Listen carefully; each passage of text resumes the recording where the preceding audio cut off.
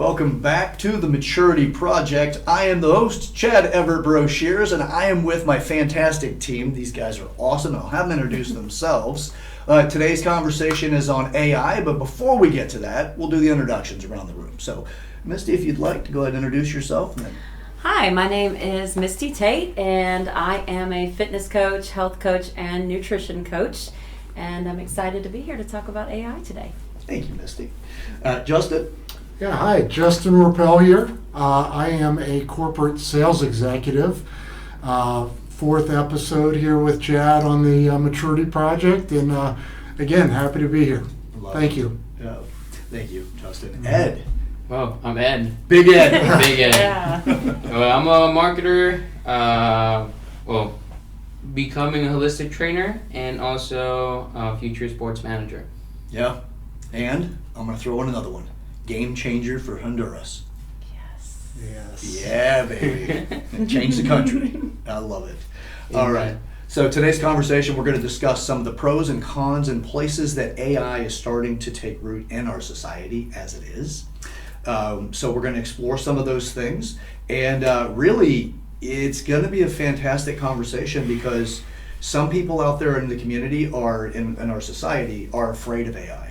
Some people are really investing heavily, not just in their money, but also the dependency of the way the future is going to look for themselves, their business, or whatever it might be.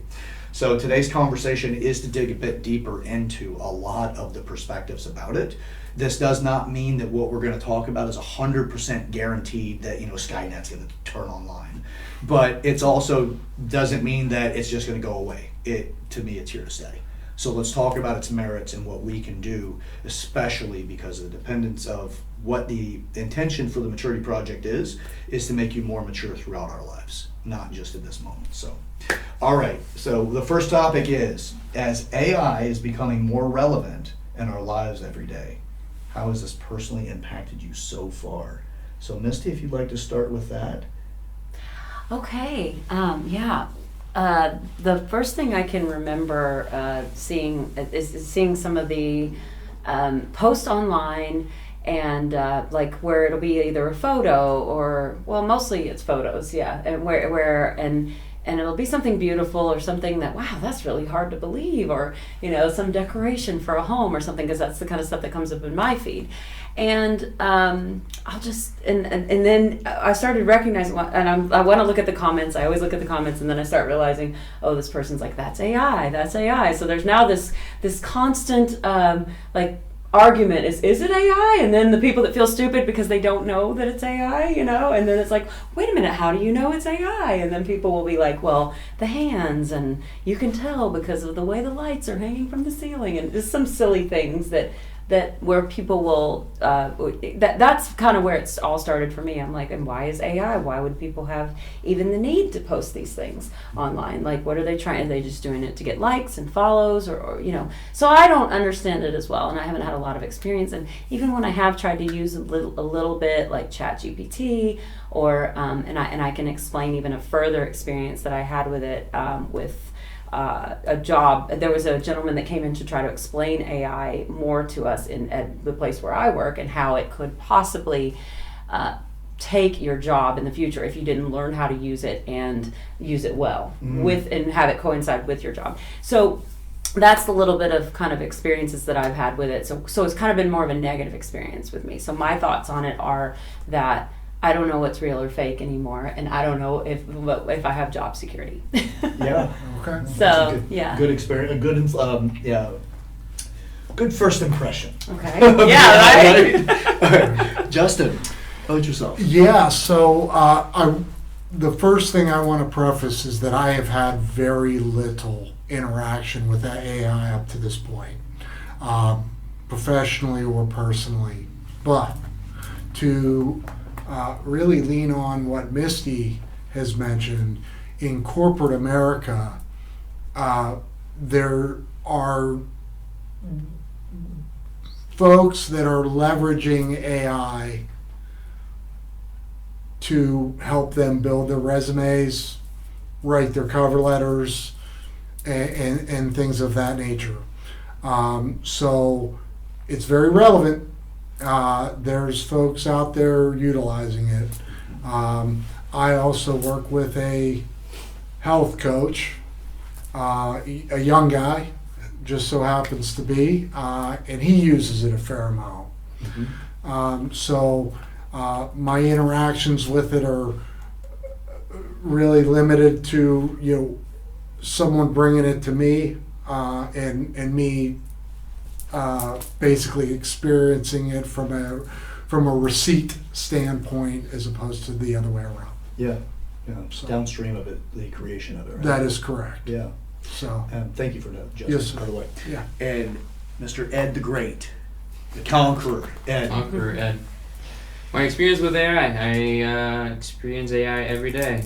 There are times in the day that I use it every single hour. It's pretty much, it has increased how efficient I am with my time and how I study and how much I can do research. Now, I try to avoid using it too much to confirm my biases because it can do that, especially if it has a lot of information from you. But it has helped me study and just absorb it, a lot of information. I would call myself an information addict in the sense that I just love research, I love data, and with ChatGPT it's just easy for me to get access to that data. So it decreases the amount of time that you can use to that you need to use to do research, like from 10 hours to 2 hours. Yeah. Ed, would you mind elaborating when you talk about the biases, about your biases and not allowing AI to affect them? So when it comes to ChatGPT, you pretty much have a relationship with that AI, especially if you have the premium version or pro version. I don't know. There's many tiers now. So it learns who you are, and you pretty much having conversations all the time with it, and it learns like what tendencies you have, like language tendencies, how many languages you speak, what your personality is like. It has all of that information based on the conversations that you have, especially the content or the research that you do. Okay. So AI knows that I'm a Czech student. I am also going to UF, and pretty much it's an algorithm trying to cater to me. How do you control that though?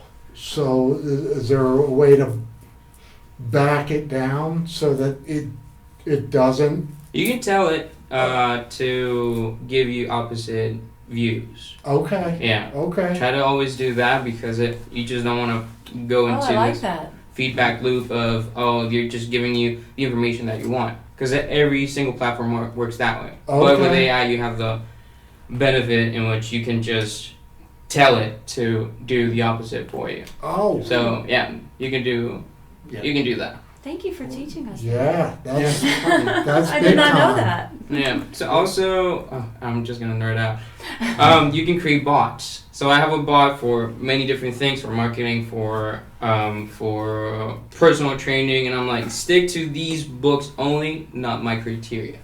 And you create a sort of criteria that doesn't allow it to doesn't allow your bias to intervene or cause any influence on the information that you're getting. Wow. Yeah.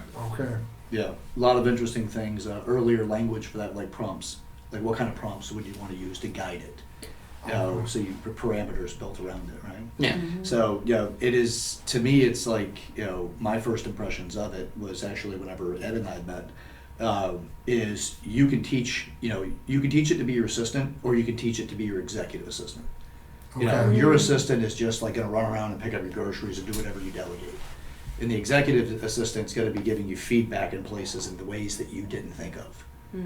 So I need to build this, and then it's like, tell me everything that I've said, the easy things to lose sight of, or what variables can be present that typically are not. People are aware of those kind of things. You can tell it to do all kinds of stuff. Yeah. I want to do this. Tell me how to do it. Instead of doing the assigned directions that you told it to. There's a lot of different ways of using it. Yeah.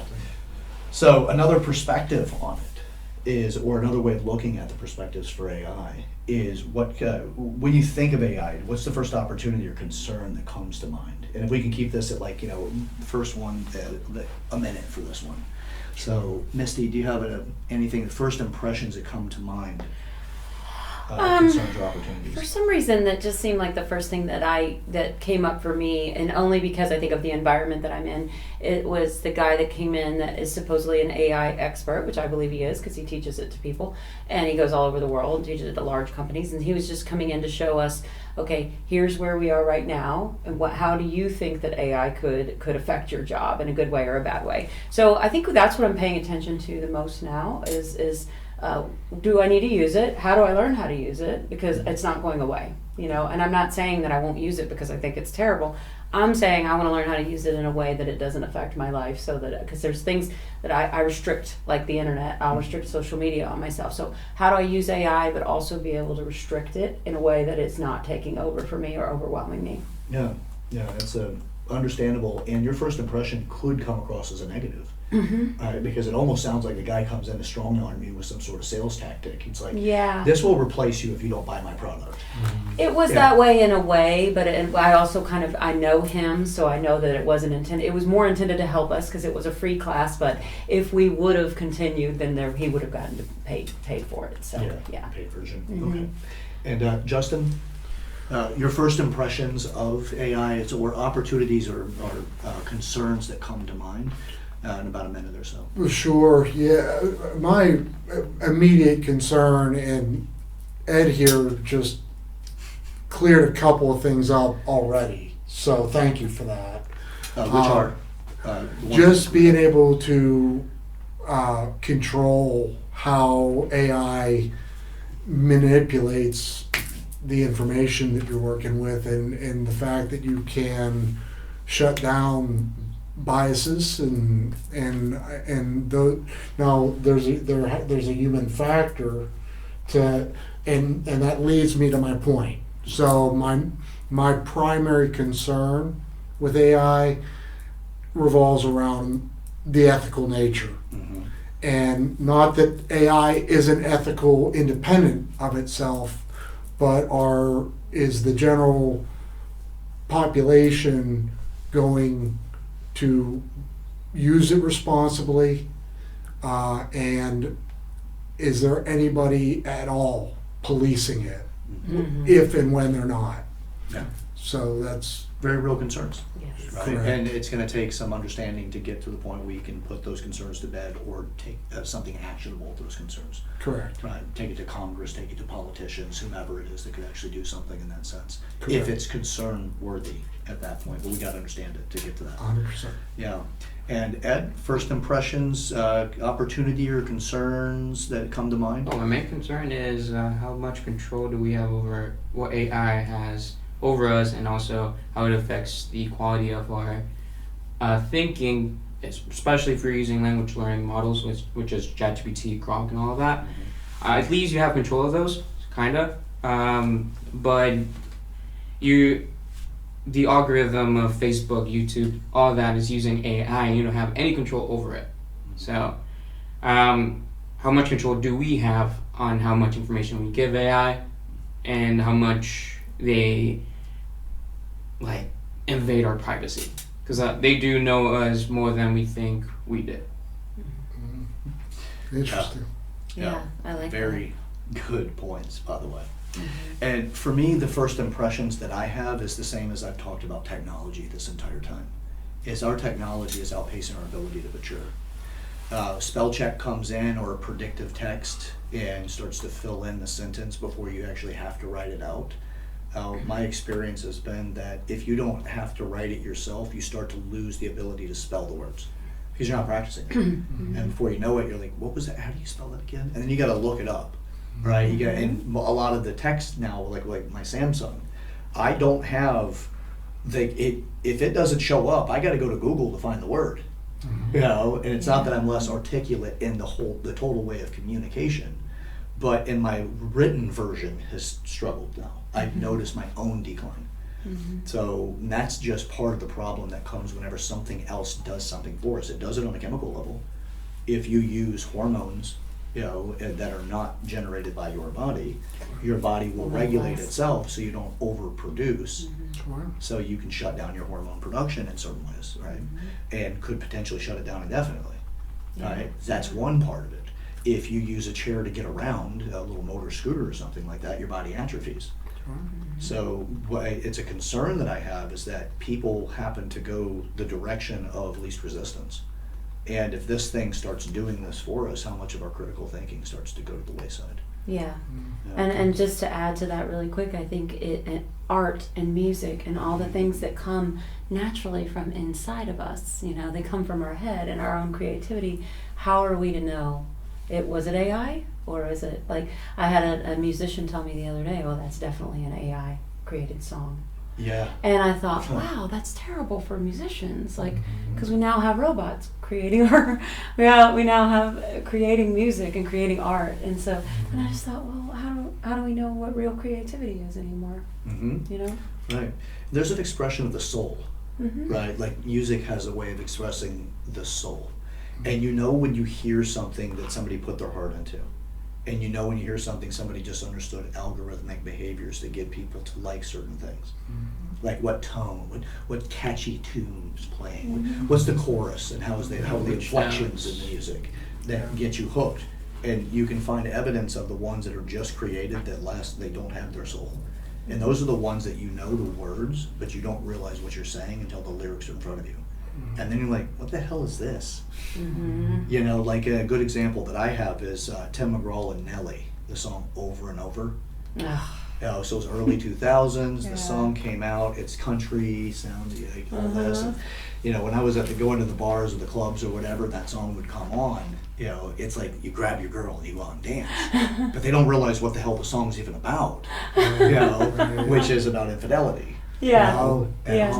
So, but people are like, oh baby, I love you, come hold me on the dance floor. And it's like, what?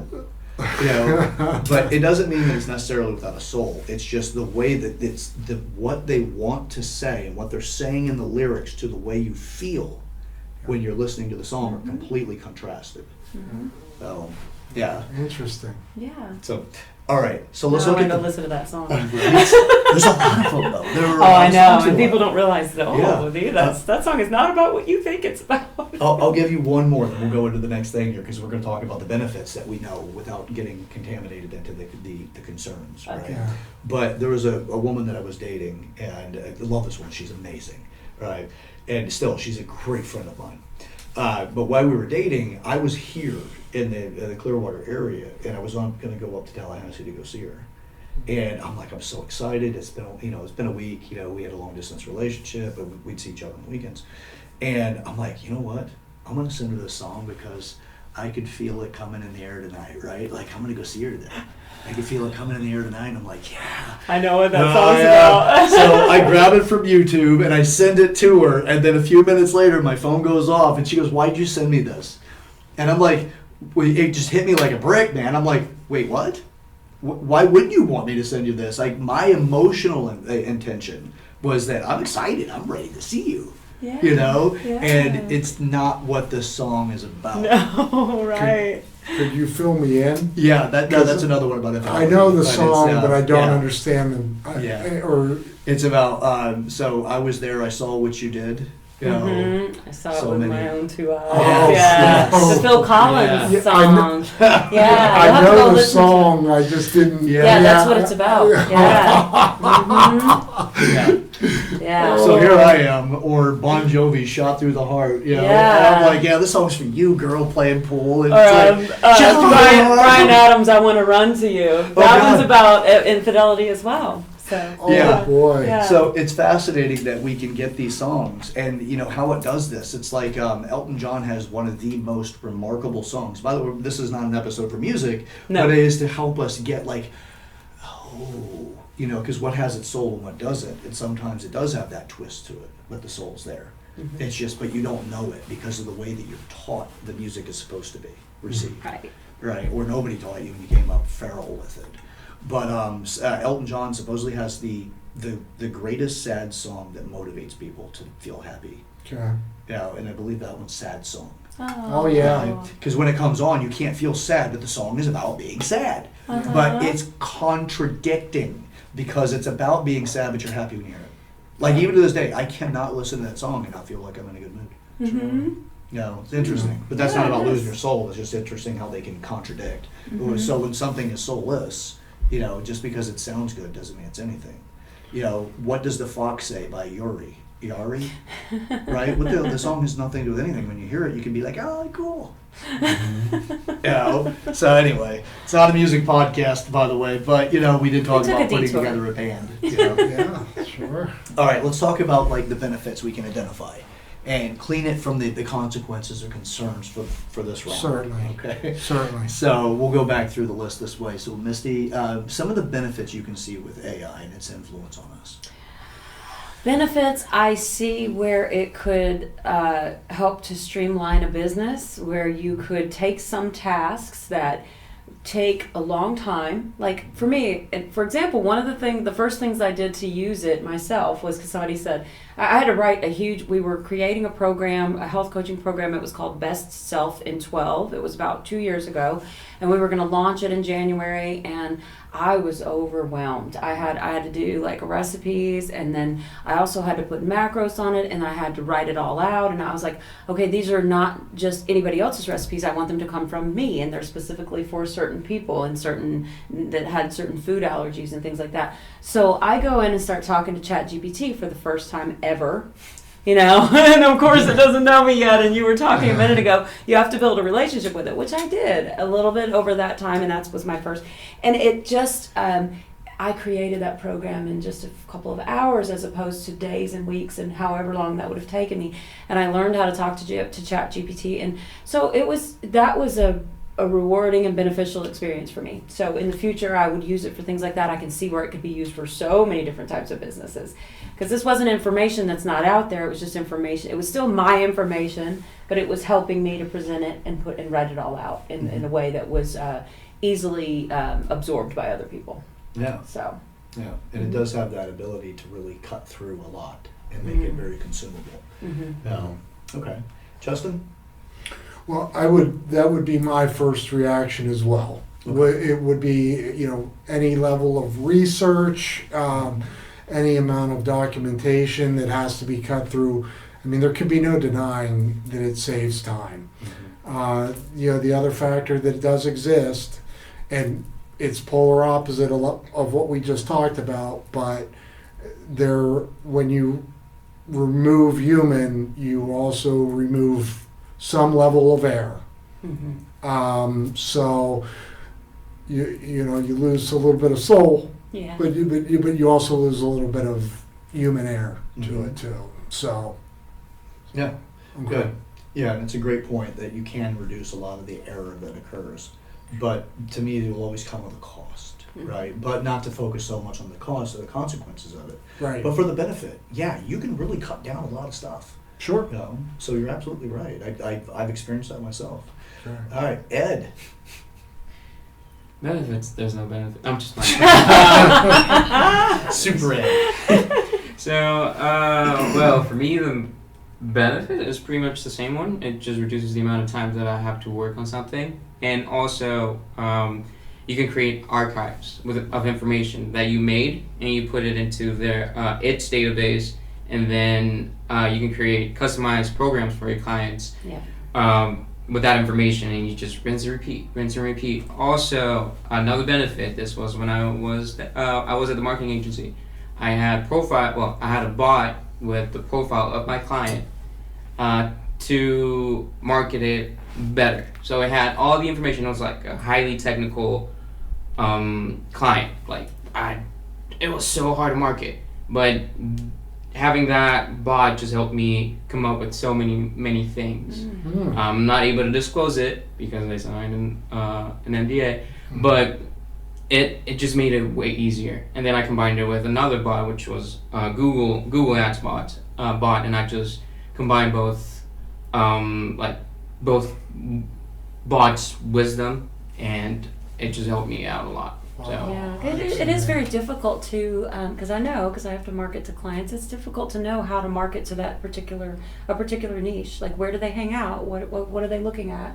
You know, where would I be able to help them the most? Where would they see me? Where their eyeballs will be on me the most? Mm-hmm. Is that what you're saying? Is Yeah. that you were able to, yeah. So what I do is I grab a bunch of PDFs and a bunch of books from marketers, and put them into its database and just create like a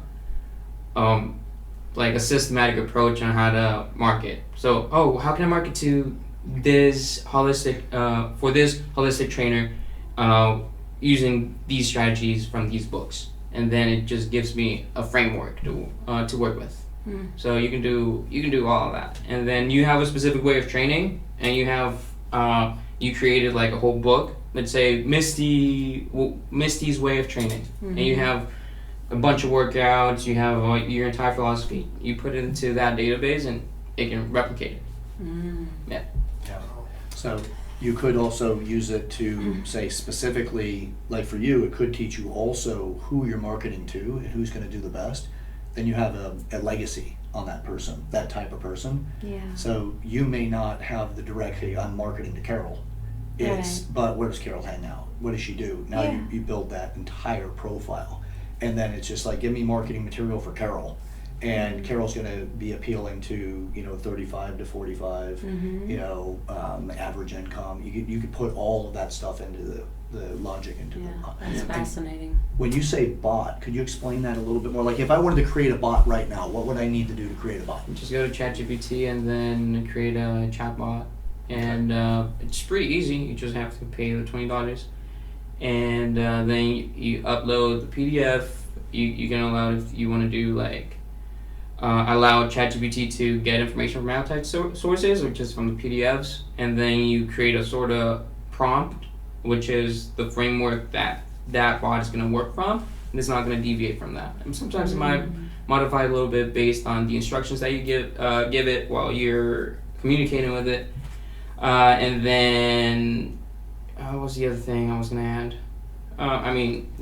That's pretty much it. It's super easy to do it, and it's gonna fail a bunch of times, and so you'll have to modify the prompt a bunch of times. I did notice that when I was creating my plan, like my meal plans and recipes and stuff, it fails, and then because I'll read through it, and then I'd have to go back and correct it and say, okay, now I need you to do this. So that was one of my first experiences. But that's with just it. the bait. That's how it learns, right? Yes, It has to learn. But that's just the regular version of it. Oh, okay. If you do a bot, it's more so specialized. This is different. Okay. Yeah, it's just more specialized. Let's say you have a client and you want to learn, or you want to brainstorm on how to work for this client or sell to this client. You can create an entire profile based on all the information that you have and just put it into its database with PDF files. 2 questions for you. The $20 you mentioned, is that $20 per bot? Or is No, that no, $20 for a subscription? That's a subscription, yeah. Is that a month? A month. Okay. And then second question, is this work, I'm assuming it can be done on a laptop, tablet, phone. You being what seemingly to me seems proficient, are you typically on some sort of a laptop doing this kind of work? Or I can do it on my phone. do you do most of it on your phone? I do phone. I use my MacBook. I rather use my MacBook because it's bigger. Yeah. Yeah. Okay. Interesting. Yeah. I might pay you $20 to teach me this stuff. That's all right. Yeah. I've already learned a lot from Ed today. Yeah. Just about. Yeah, and that's Ed's definitely a wealth of knowledge in this, and this is still a new industry. It's still a new thing going in. It's not a new industry. It's going into multiple industries, and it's a new thing. Yeah. But when you say the $20, it's $20 a month, and it's not like somebody's going to ChatGPT, since that's the one that's come up so much, that you're actually paying it to start a bot. You're getting a premium subscription, and then from there, when you start a bot, you go to just the chat window, right? New chat, and then you put in the criteria to create the bot? To create the No. bot, or is it a specific selection? It's a specific selection. You gotta go to there's an option to create it. Okay. I'm not able to explain. I need to show it to you. Okay. Okay. Yeah. But it's its own selection. Yeah. It's not just new chat. Yeah. Okay. Yeah. Yeah. Just like if you want to get the visual portion of it, you got to use Dolly with ChatGPT. I mean, yeah. To get It's those changed create a lot images. in the past few months, though, Oh. so I need to get more familiar with it because I've been only using the chatbot feature. But yeah, Okay. I mean, they've come up with ChatGPT 4.0. They have the 3.5, and now they have a $200 a month subscription, which is unlimited prompts. So Oh. yeah, Okay.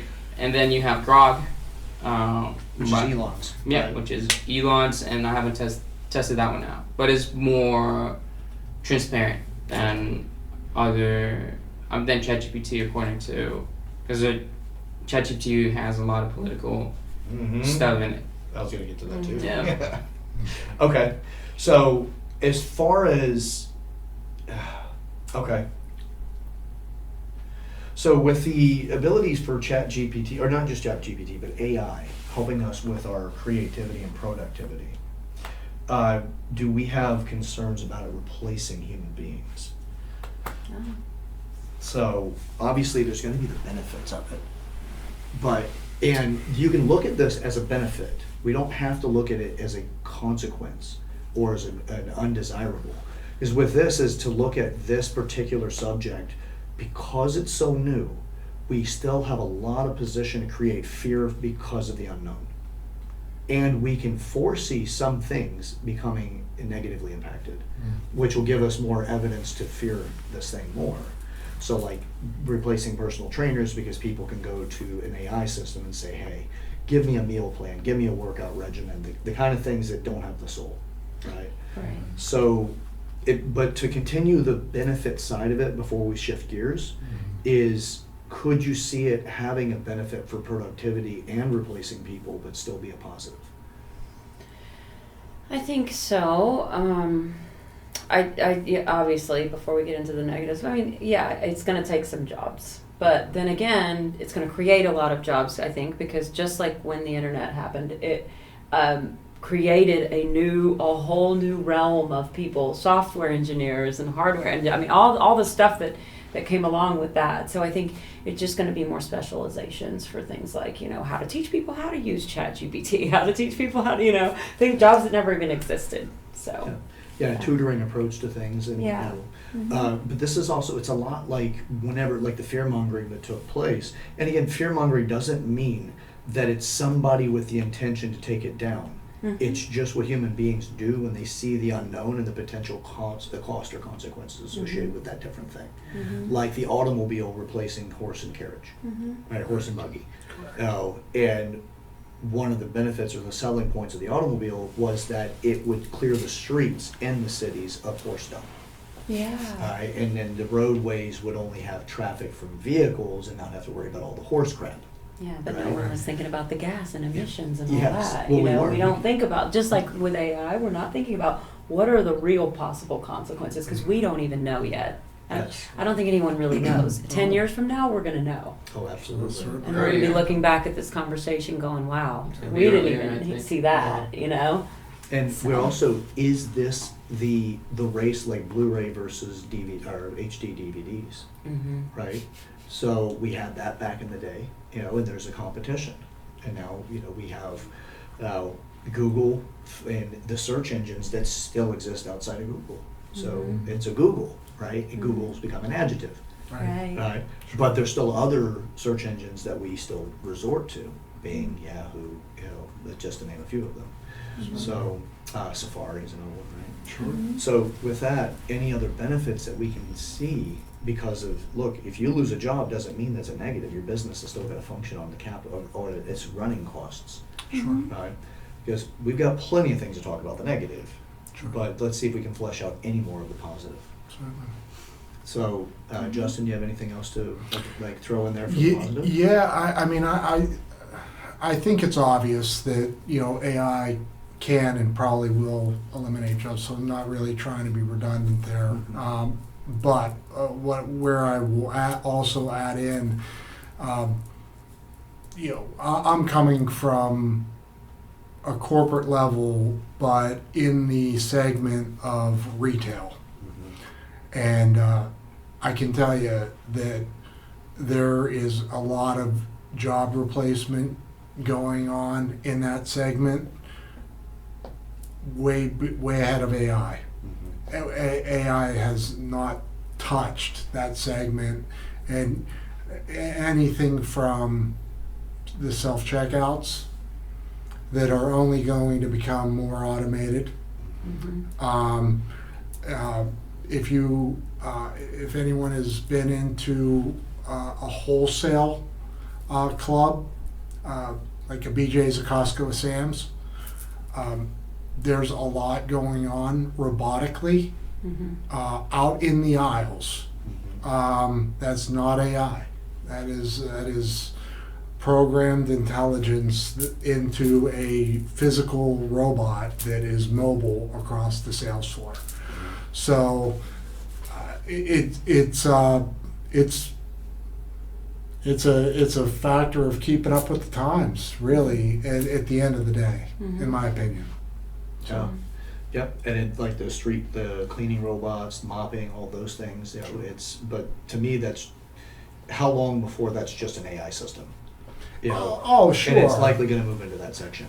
I would agree with you completely, but I guess the point I'm trying to make is that we don't need AI. It's coming either way. Yeah. AI is not the blame, because we're evolving out of some of those manual positions in one way or another. Well, in some ways, it's even needed, like for there's the mass amount of work and data and things that need to be done in the world, that need to be that bring. I mean, that's a long one, but I mean, in some ways, we will need it. So well, to put it simply, is that what we have software updates on our phones regularly, but we don't really have a lot of updates that are taking place in the work sector. Outside of that's human maturity updates. We're not, like, people get complacent. Yeah. And then we wonder why things are passing us up. And your complacency could make you demand things like increase a minimum wage. What has that done is that companies are like, well, if I can pay $5,000 for this robot, not an actual cost, I don't know what they really cost, but I pay a fixed cost for this robot. I only have maintenance that I need, but it doesn't show up late, it doesn't call out sick, it doesn't talk back, it doesn't have any personnel issues. The manager doesn't have to have these things, so I can lower the pay to the manager because they're not managing as much. So it could cause people to have to be better people. Yeah, we have to evolve, right? And dragging your feet, kicking and screaming isn't going to help us. If it's not going to go away, we need to develop and evolve with it. Sure. So I know we've got a lot of positives coming out of you over there, Ed, but do you got anything else to fortify the positive? Positives? I mean, I see it as a window of opportunity because, I mean, we're going to complain about AI and people are going to lose jobs. That always happens the entire time. Especially with marketers, like my industry is being affected by AI the most. Like most marketers are using AI because we are trying to learn and trying to adapt to every single group. And I mean, there's so many people that we need to adapt, so we need that information. But I do think that AI is just a window of opportunity for us to connect less with the rational, more with the emotional, because that's going to be our selling point. I can get a workout out of ChatGPT, but I'm not going to get the same interaction with a trainer from ChatGPT. I'm not going to be taught by ChatGPT just yet how to use a specific muscle, or like, okay, you got to use your glute medius. I'm going to pretend this is your glute medius. I'm not going to touch your glute medius and just activate it that way, or like a physical therapist. I think a lot of people are going to get injured if we talk about the personal training aspect, and then they're going to go to us, and that's when we use the human component. Because we've been leaning a lot towards rationality, and we've been disconnected from emotionality, and I think that's going to be the selling point, especially with music, especially with everything else, because everything's just the same now. Like, you listen to music nowadays, same shit over and over. You look at art, you look at everything, where's the human component here? And that's where the maturity project comes in, which is we're trying to build that up. again, the human component, which we're lacking a lot now, especially in my age group. We're like zombies. Yeah. We are so disconnected, and the people that are gonna be successful and are gonna be like highly influential are gonna be those people that have matured emotionally, because that's something my generation's lacking. But I feel like there's a search for it still. There's always that search for genuine authenticity. I think there's always going to be. Oh, We won't 100%. ever be able to let robots take over completely, because there's, as humans, we search for that connection like we're having right now, and like being around real people and not always being on social media. So, I mean, I'm not afraid that AI is going to take away the emotional aspect of things. You know? Yeah. So. Well, we don't have a projection that is going to have its capacity, like it's going to be able to do that. Because that emotional element is not the intellectual element, right? Just like with the maturity project, emotion is its own area category of maturity, and cognitive or intelligent maturity is its own category. So I agree that it does have that. There's nothing to give me the indication from my research to say that AI is going to fill in the emotional space. Mhm. We know that it's going to come out with, and they're coming out with, robots to satisfy us physically. We know it's coming. Women have had it for a long time, but now they're going to make it more complex, right? These will be able to talk to you. Yeah, right. They like eggs. And in a man's case, you don't want it to talk to you. But the women, we want ours to talk to. I'm just joking. Can we make my robot have a sensitive conversation with me, please? Delivers you a Hallmark card and roses and chocolate. And he can cook and clean. And foreplay. I mean, you know. And on the guy's side, it can be romantic too. It'd be like, I'd like a beer and to watch the movie or watch the game in peace. Yeah, and then it just you be stands there. quiet. Yeah. Just stand there and look pretty. Well, all right. So we've got, practical applications when it comes to, so from our own perspective, right? We're not in the fear, and we're not in the necessarily the benefits of AI at this moment, but it's practical application in your current life. We've already spoke about it a little bit with, you've used it to help you write programs, nutrition, things like that, but you still need to go through and to make sure you're seeing it. It's going to continue to step into the future for us. We're going to walk day by day into a little bit more practical application of this. If you have a plan or openness to make it productive, we can go a little bit further. From its beginning to where it is now, what would you say that you could use as a practical application of AI now moving forward in your life that may not have been mentioned yet, or to give a little bit more about what you have mentioned? Well, actually, my plan for the upcoming year for my business is to start a subscription service. I specifically, I'm now certified as a menopause coach, perimenopause and menopause coach. So I'm in a very, very niche group group of women, and so I'd like to create a plan for them for working out and handling their stress, and when do you know that you need to do these types of workouts for these types of women at this age in life. So, but all that is going to need to be automated to a point, and because the only way, as a trainer, fitness coach, health coach right now, I'm at my cap. I cannot take any more clients, which is a great place to be, but I'm eventually going to want to make more money, and the only way to do that is to automate things. And so I know AI is going to be like paramount in helping me to build this like section of my business, so that I can still train clients over here and work with clients over here on the side, but I got this thing running in the background that is telling, but I'm still going to give the personal aspect to it. They're all going to get a session with me, all of my clients that are not coming into me, but they're going to get all this stuff in the background, that is me, but it's not me in person, so I see a real benefit to that. I'm going to use it for that. I have to learn how to use it. So, but that's my plan. Yeah, So. yeah, I can definitely see that being helpful, as you're creating your own environment, not just a singular area. So environment for them to exist in. So, Justin.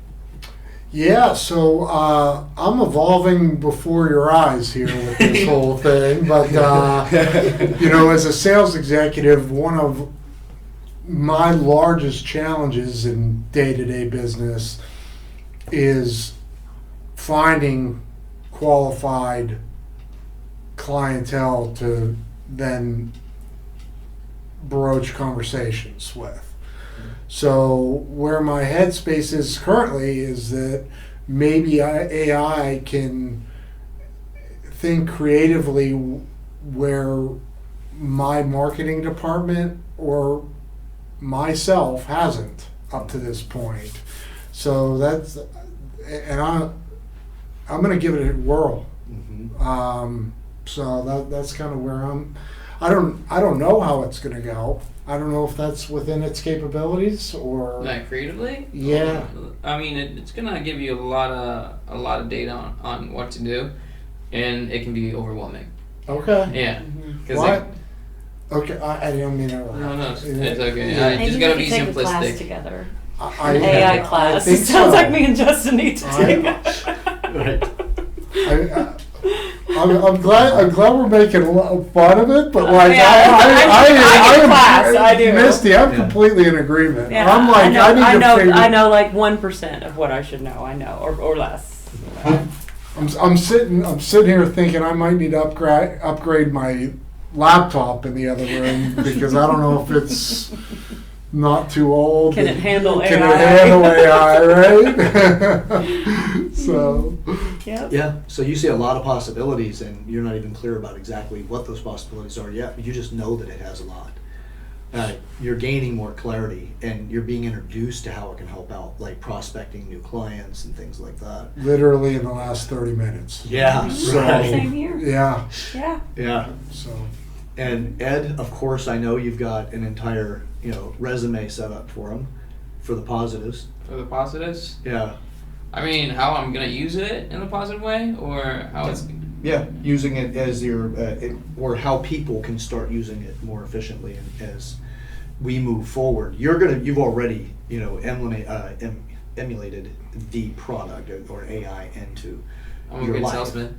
Yeah, Yeah, right. you sure are. So, and we obviously, with the Maturity Project, we can easily create a course for this. I mean, this is not a big thing for, especially having Ed in our corner over there. So we could easily come up with a way of teaching people how to use AI effectively. But again, it's, implementing this, and what would you give as far as any kind of practical directions for people to see this actually can help my life? Because you're the biggest advocate in the room. You have the most experience with AI. We're more on that, Misty excluded here, but we're old, so we're still trying to figure out email. Wow. Well, I think AI is just a way of language learning models, which is what most people refer to as the AI, but AI has been with us for a really long time. I think even before I was born, probably, which was a long time ago. I'm older than you guys. But I think it's just a way of getting our power back when it comes to our digital experience, because we're able to interact with AI. We're able to use it as a tool. Just when it comes to practical advice, you're gonna get overwhelmed. Just keep it simple. Ask for 3 little things, because it's gonna give you a lot of information. And you're gonna have to tweak it. You're gonna have to go through it. So go a step at a time. But I think it's just a way of people from older generations. I'm not calling you old, just older generations to start learning again what's going on with, or become more connected with what's going on, because it's a vehicle for knowledge. It's the information age, and something I've noticed with previous generations is you're staying behind when it comes to the amount of information that you get, and for me it's shocking, because I'm addicted to information. I love to swallow information, but most people are aware of the things that are going on. It's second nature to use a phone. I think the best tool for people, mature people like y'all, is AI, because you're gonna use it wisely. You're not gonna be cheating on tests like we are. Having to write your papers. And my son did that in school. He let ChatGPT write me his too. paper, of course. And I'm like, man, where was this when I was in high school? Yeah. We had to go to the Yeah. library. No kidding. we have to worry about plagiarism. It's like now you don't have to worry about that. It'll write the whole thing for you. No, we have plagiarism checkers now. Yeah, They it check does. for I heard AI. it checks for AI. It doesn't work great. It doesn't? No. Okay. I've, Yeah. uh, How got could it. it, right? Yeah. Yeah. Yeah. So now this would be a specific question for you, Ed. Because us being newer in it, and I may have a little bit more experience than Justin and Misty, but not much more, right, when it comes to this. So with that, what industries do you think are underutilizing AI currently Currently, what industry? that would benefit by putting it into action? Anything that is being led by people over probably 30. So that could be, well, it could be like, well, it all depends. It depends on who's leading the team, though. We can talk about like construction companies. We can talk about selling firms or like magazines. Because I've seen here in Clearwater, there's like you're still selling physical magazines, but they don't have anything digital. So it can depend on who's leading the team and how much experience they have. I think it's mostly generational issue. Because let's say I own a construction company, I'm probably gonna apply AI to understand the market, what is working, what is not. So it's more about the generation, not the industry, in my opinion. The one that's using AI the most is marketing, that's for sure, and of course anything related to tech. Anything outside of that, it depends on the generation, in my opinion. Yeah. Well, I mean, if you think about some of the areas that really, like if we were to make it really specific, let's say to construction's a very hands-on type of business. Yeah. You will have some machines that are engaged, but what about the other things that are going to be human engagement? Your secretary, your scheduling, your bookkeeping, things like that. Obviously, we could implement, or utilize AI in those areas. Of course, that's going to come with its own challenges, but to move the industry along, I don't foresee any industry that won't have AI involved in some way. Yeah, if I might add something to that, I when you were speaking, I did notice, because I have some clients that they run their own businesses, and I have one that's been doing this for a service-based business. I don't want to say who she is because she'll think I'm talking about her to the whole world. But she provides a service to people for payment, and they come back to her on a regular basis for that, right? And she refused to use social media because she didn't want to have to learn it. She didn't want to do that kind of marketing. And now we're being bombarded with AI, and that could help her. But now she's totally against that because it's a generational thing. She's in her late 60s. Wow. She's like against it, and I've talked to so many people that are that age that are like, I don't even want to learn that. And I'm like, but this could mean your well-being, your welfare, you making money. Your business making money, because then she turns around and complains that there are so many other businesses in the area that are doing better than her.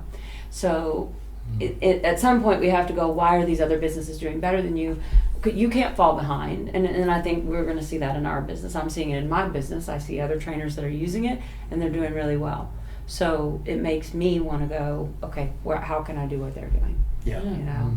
Because I don't want to fall behind, because you're going to eventually get to a point where no one's going to want to have anything to do with you, because you're not marketing on social media, you're not doing all the things, and everyone's going to go, well, we don't even know who that person is. Yeah, the customer base will die off. Yeah. Right, because either they will step into the new technologies that you won't be on, or they literally die away. Yeah. So you have to change with the times, but We don't get access to your information either. We're being bombarded by people from our generation, and we're not learning your processes. We're learning our own processes. So like by people from other generations staying out of it, it affects the upcoming generation because we're not getting that information.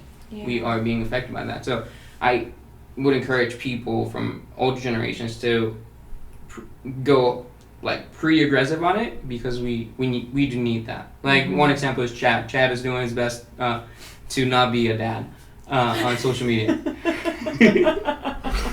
We can't help being parents sometimes. We can't. I was momming someone the other day that they're not even my child. I couldn't even help it. They're like, you're being a mom. Oh my gosh. Yeah. Yep, with the corny jokes and the rest Yeah. of that stuff that comes with it too. I mean, it's part of the territory. I get it. Mhm. You know, but one of the things that I have seen myself when it comes to AI is the advancements in technology up until AI has always left a big gap. Like, have you seen the one with Steve Buscemi? Like, you guys know who Steve Buscemi is, right? The actor. You know, So. he was Mr. Pink in Reservoir Dogs. He's been in a Okay. lot of movies, but he's a borderline neurotic, high-strung guy that's just like, you know, he just couldn't shut his mouth. He stood out in Reservoir Dogs. But anyway, there's a meme with him where he's got his hat sideways, and it was a comedy skit that he did. He's like, I'm just one of the kids like you. You know, Yeah, but no, he's you're not. clearly like, you know, somewhere in his 50s, you know, dressed like a 90s cool kid. You know, so we always have the generation differences have always presented that as an option where it's like it's cringy, right? Yeah. I went to a thing called Get Motivated. It was back in early 2000s. And it was this big thing at the arena, and you know, you had all these real big time speakers. Matt Walsh was there. You know, we had Colin Powell. We had, you know, Zig Ziglar before he passed away. He was there with his daughter. There's a bunch of people there, and this woman came out as one of the speakers that released a book recently. It's all it was, just a book tour, really, is what it was. But it was under the guise of Get Motivated. This woman comes out clearly in her 50s, and she starts rapping. Oh God. And it was like Cringy. and it's an auditorium. It's the Orange Bowl or whatever, not the Orange Bowl, Tropicana Fields. So it's a massive stadium, and I'm sitting there shrinking down into the seat, like as far back as I could go, because I felt that was so incredibly cringy. It hurt, Yeah. you know, and I felt bad for everybody around me at the same time. So you were my age? You was- were around my age? I was about your age at that time. Yeah, it was pretty bad. I know It's like you've had the who experience with told me. her that was okay? Who told her that was okay? Who let her get up there and do that? You know? Yeah. It might have been in the presence of Zig Ziglar thinking you could do Maybe. anything because of that guy. Yeah, You know, maybe. Yeah. But it's the generation gap. Now AI has given us the ability, us and the older generation have a hack. You know, which is kind of a millennial term, but still.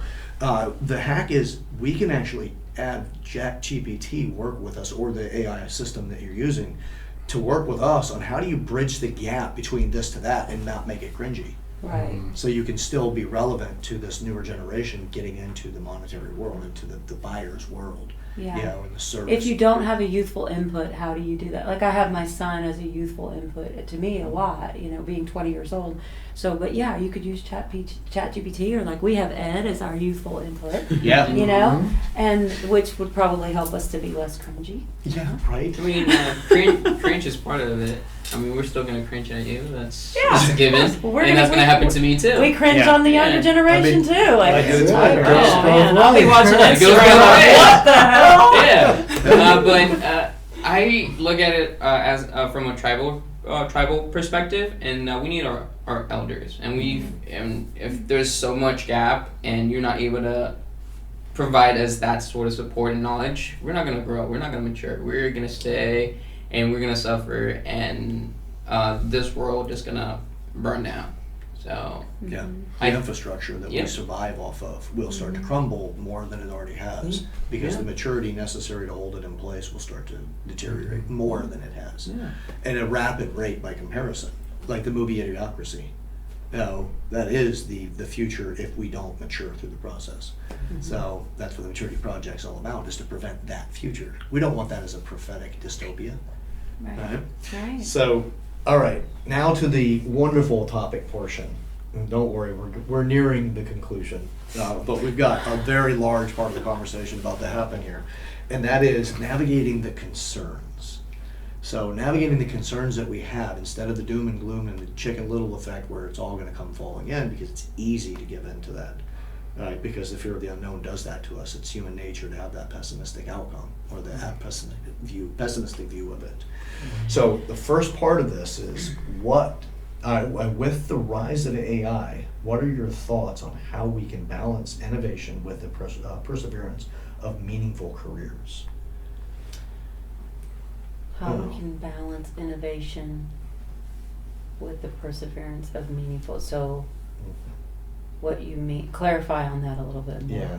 So meaningful careers right now, if we're holding on to something that's being anchored by the past, right? And we're resistant, this thing's going to come and take our jobs. Mm-hmm.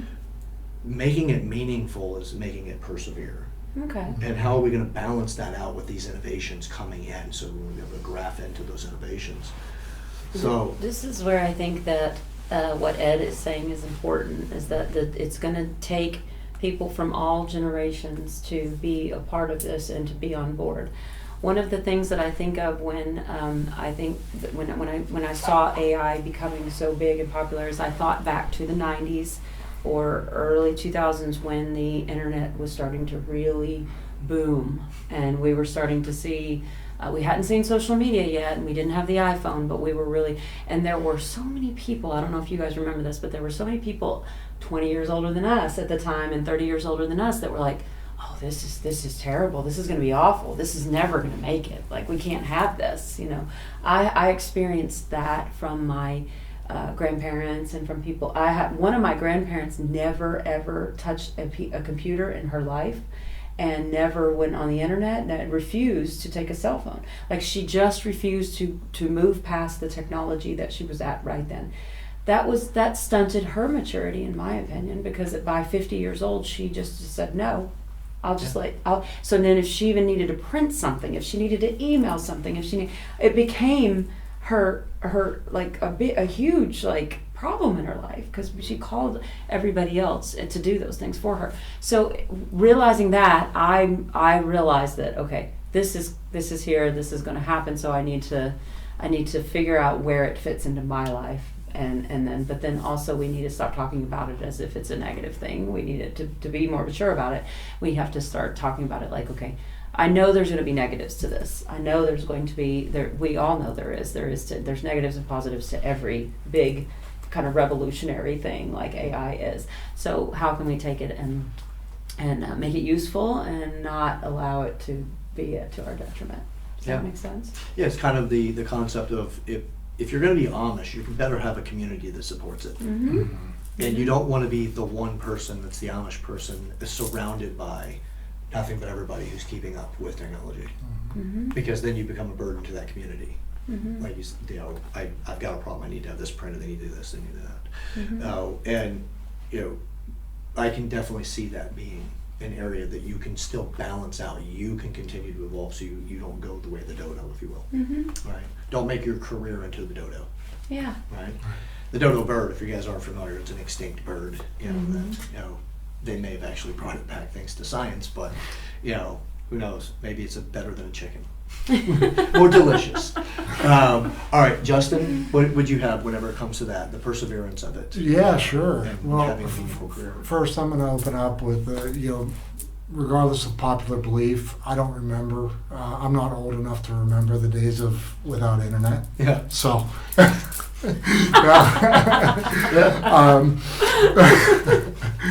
kidding. Way to try to make a youth flex there, Steve. Yeah. Hey, buddy. Steve Hey. Buscemi would have put the hat on to the side. Everyone is cringing right now, Justin. Sorry.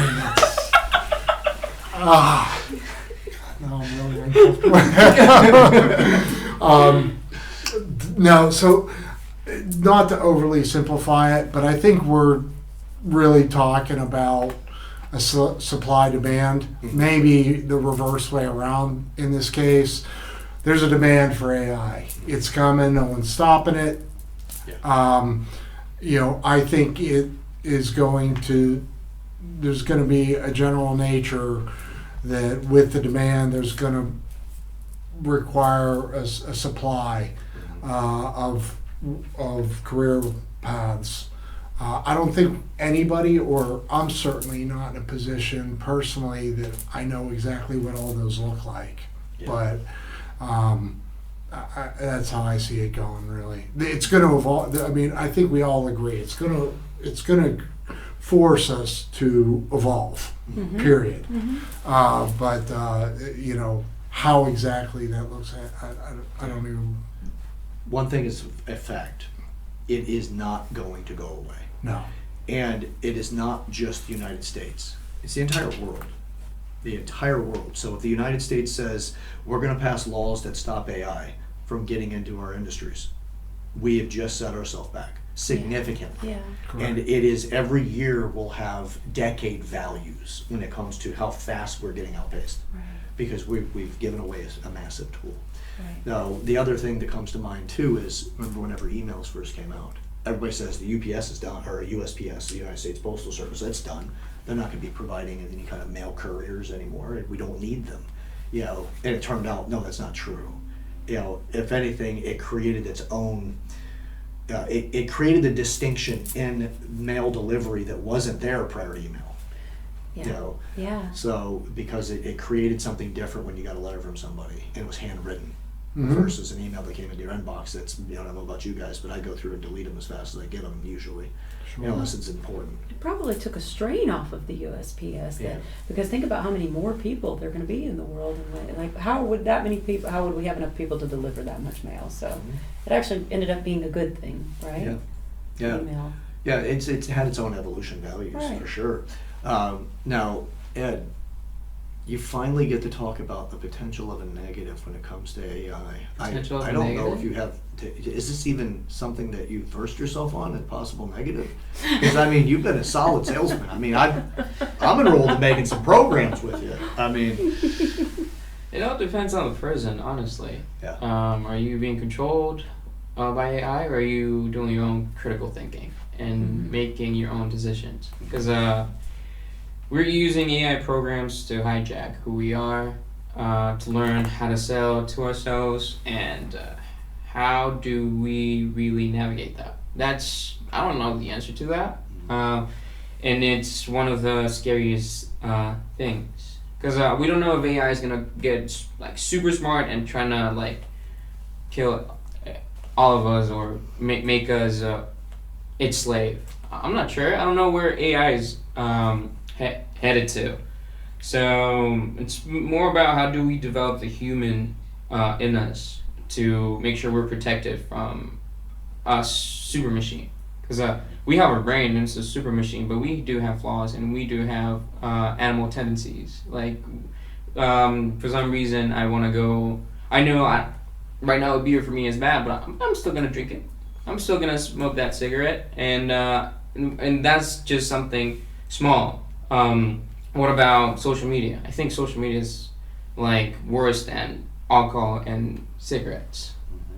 Like, and they're using AI for that. So for me, it is scary, but I'm a big fan of progress, and we need to go through that pain and that uncertainty to know if how it's gonna be good for us. Like, what's the mature way to use it instead of it's bad. Cars were bad. Shoes are not that great for us. We still use them, like elevated heels, but we still love them. Yeah. So. I do want to make if I may, I do want to make a comment, and I'm going to be very generalistic in saying this. I know we have our opinions about social media and what it's doing to society, and how we're becoming robots and failing to communicate. And I God knows, like, I agree with that for the most part. That being said, on the optimistic side of that conversation, when I do come across like a 20-some-year-old, even a 19th, I mean, not the pigeonhole, but like a young man that does engage, I have to admit that young man is engaging at a far more mature level than I can say my generation did, 30 years ago. I mean, I ran into a young man that's a freshman at Florida State at the gym 3 days ago. We ended up having a 15-minute conversation, extremely articulate, extremely well-spoken, extremely worldly viewpoint for a 19-year-old. I mean, if I'm looking in the mirror, there's 0% chance that at 19 I was in that development at all to have that kind of I'm an intelligent guy, but we just weren't. Well, we had things back then that were stealing our attention too. I mean, Sure. it didn't just start with the internet and AI and social media. We had things back then that were making us less mature until we matured, and it'll be the same way with this generation too. Sure. They're going to get to be our age, and they're going to think every 20-year-old is just dumb and not paying attention to what they should be paying attention to. That's just the way it works, right? Sure, sure. But so when we do run across someone like that, we're like, wow, this is like different than what I'm used to, you know. But the problem is that even sometimes at our age, we tend to think that every young person is just immature, and that, you know, so when we run into someone like that, we're like, wow, you know. Yeah. So in the growth of maturity anyway, there's 8 areas, Yeah. right? And when you come across somebody who's immature in an area, it doesn't mean they're acting like a child. right, They may not just engage. right, It can be something that is completely just neglected, and you're not going to get any kind of reaction out of them at all.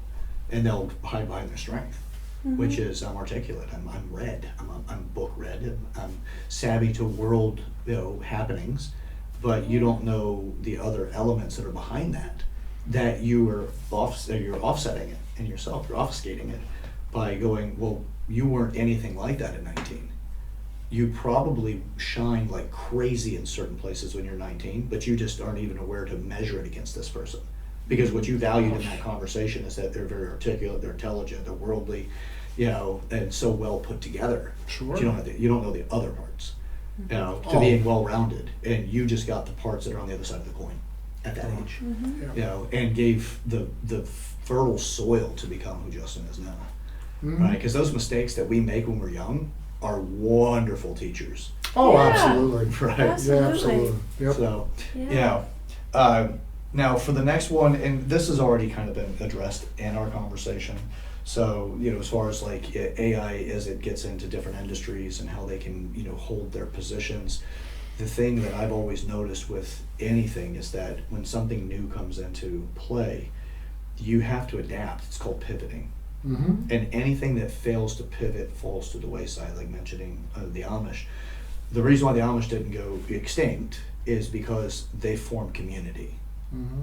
But industries, they have a challenge with community whenever we're dealing with the concepts of constant capitalism, or when we're dealing with, and again, when I say that, I'm not anti-capitalist, I'm just anti-unethical capitalism. Mm-hmm. So if it's all about the bottom dollar, and at the end of the day, we've got, you know, our problems in the future are man-made problems, Mm-hmm. because we care about the bottom line only, and the bottom line be, you know, reduced down to money, you know. But the bottom line could be money, it could be community, it could be bringing up people, like dealing with this. It's not entire industries. Now, there will be some industries that become obsolete, right? Like, you know, graphic design. Unfortunately, there's going to be very few people employed in graphic design very soon.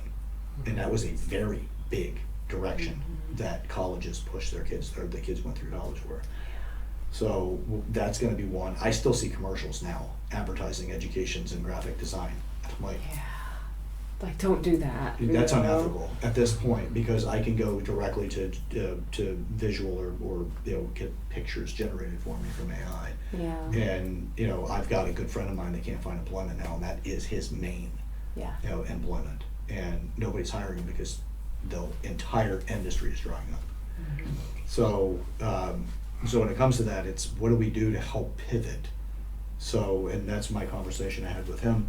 Is there any advice you guys would have for people that are in industries specific that are threatened by what's happening with AI as it gets in, like graphic design being one of those examples? Do you guys have anything there that would be like, hey, if you're in this industry, from your perspective, even if it's close enough to our current industry, because it can get into sales, and it will.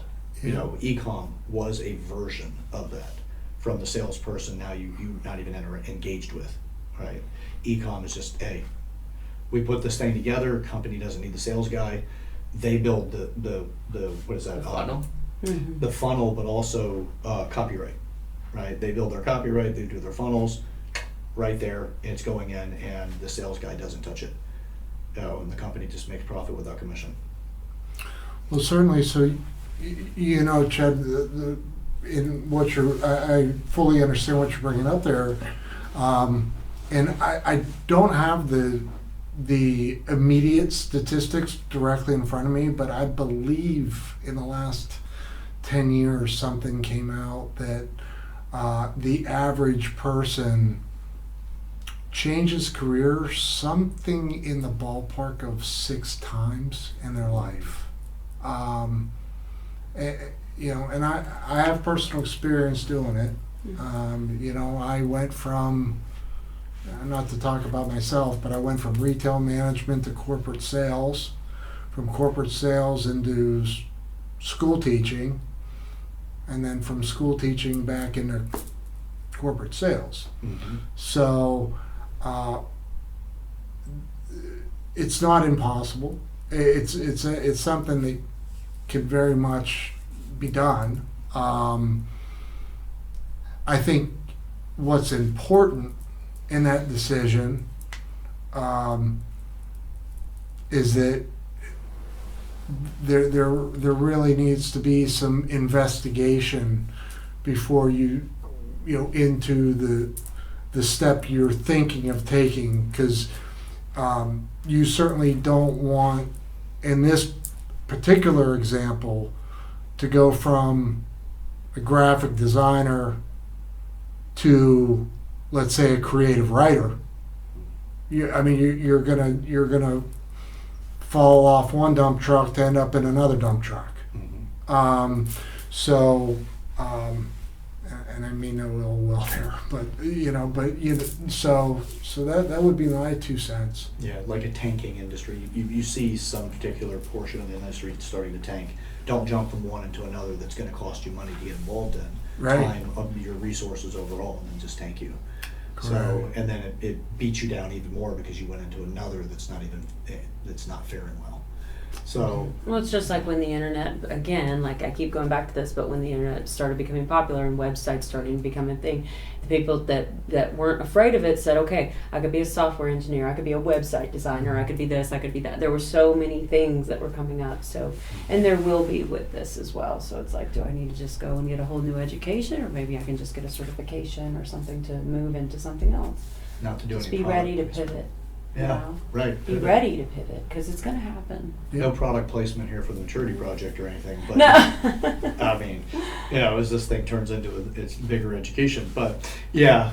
So, but that's the thing that we have to face, right? That it pivoting is when you mature yourself in one particular area, you become inefficient in other areas that people are outpacing you in because they're putting the attention to grow. If you become that expert. I shared this story before, and I'll share it again just very briefly, but it's a mutual friend of ours. I won't mention his name because if he watches this or people know him, So he went out to hang out with some of his friends on a Friday night in Orlando. I worked that night, overnights working at the power plant, and I get a call in the morning. It's like, hey man, I just got to bed, and I answered the phone. He goes, hey, I'm stuck out here in Orlando. The Jeep won't start. I'm like, okay, well, did you check this, and this? Because I got some mechanical aptitude, but I'm not a mechanic, right? So it's like, do you check these things? Yeah, I checked them. I was like, okay, well, did you check this? What are some of the symptoms? He goes, well, it's this. And I'm like, it sounds like it's your battery, bud. It's either your battery or alternator, but likely your battery. You're going to need a jump. He goes, no, I don't think it's a battery. I'm like, why wouldn't you think it's a battery? Oh, well, there's a guy that lives down the street. He came over and looked at it. And I'm like, okay, well, based off what you're telling me, it sounds like it's a battery. And he goes, look, the guy's a scientist. He should know this stuff. Just come to Orlando, help me out. Drove the 2.5 hours over to Orlando, or 2 hours and 15 minutes. Got there, took him to the auto parts store, and they tested the battery. Battery's dead. He needs a new battery. My 15 minutes of, you got to give me some love here. I was right. Was nothing to repay that necessarily, because it just wasn't the same level. Because I recognized immediately then what the problem was. Is that the guy was a scientist, so therefore the assumption is that he's a specialist, and therefore he's going to be a specialist everywhere. We're sold concepts of education that is, you become this and that's it, and become amazing at it. Well, the industry doesn't forgive that. You may be at the point in the industry right now where you can thrive, but your future doesn't mean it's going to thrive. So to throw that in there, Ed, do you have anything for this particular question before we move on to the Can you next repeat one? the question? Yeah, absolutely. So, is with the fear of AI going into industries and becoming obsolete, what kind of things could we give some direction or suggestions to help actually help advance that particular industry? Yeah, I don't think we would answer that because it's gonna be my first time going through a big change. Okay. So I'm just listening right now, and I'm like, okay, we gotta prepare. But I'm excited because I want to see what's gonna happen and how we're gonna adapt and how we're gonna combine industries, especially with graphic design. That one can be part of the curriculum for marketing instead of just being a single major. Standalone. Yeah. Right, like a standalone, it'd actually be an included portion. Yeah. It's like advertising, and I never understood why it's separate from marketing. Because as marketers, we have to learn advertising as well. So I'm like, how are we gonna combine? What changes are gonna happen? So I'm mostly listening because I'm like, oh wow. It's a great point too, because what that is you have skill sets that are adjacent to other skill sets necessary for that particular portion of the industry, right? So you combine them and make them work together. Advertising and marketing, graphic design included with those things. So, if you have them instead of being a standalone, you can make them a bigger part of something, and that makes it less likely that person would be completely obsolete. So, okay. This one's going to be the fun one because we're going to take it away from business and make it personal. Right. Yeah, don't worry, we're coming right into the end of this bad boy. So, okay, this is a subject where we're going to turn one of our people that's right now on the show. He's going to become a firebrand. He's not. He's mild. He's sweet. He's understanding, but he's about to be the ringleader of a circus with lions jumping through the ring of fire. So, all right. So, with the algorithms conditioning to change our personalities to gain perceptives for audience approval, this is the social influence. Before we get to the major desirable topic, right? So on the social influence side of things, especially when you're out doing social influences as far as the social media influencers and stuff like that, some of the problems that we run into is that people will give up who they are to appease the audience. Because you get your feedback, and your feedback gives you your yay or nay. Yep. So we condition ourselves to change who we are, to meet that. To some social influencers, and we talked about one of those people in a previous recording, who Dylan Mulvaney was, prior to him becoming, transgender or whatever he's claimed to be now. He led himself that direction from being an animal handler to, doing nature channel stuff like that, or like animal videos to, I believe he tried to be a comedian at one point, something else, and then he came out as gay, and then he came out as transgender, and transgender was what took off. Mm-hmm. And that has become his identity as a person now. That's like all the content that he's putting out is that this is his life. AI will influence us here. Don't worry, the next subject's going to get Justin off the side of the seat over here. I'm sorry, didn't let down the curtain to tell who this person is. Hey, let's just do it. But with that, could you see like some harms with that? Because this is going to get into the next part, right? But on the social influence side of things, we change ourselves in order to meet the audience. And unfortunately, not saying me personally, I prefer not to change who I am to make the audience like me.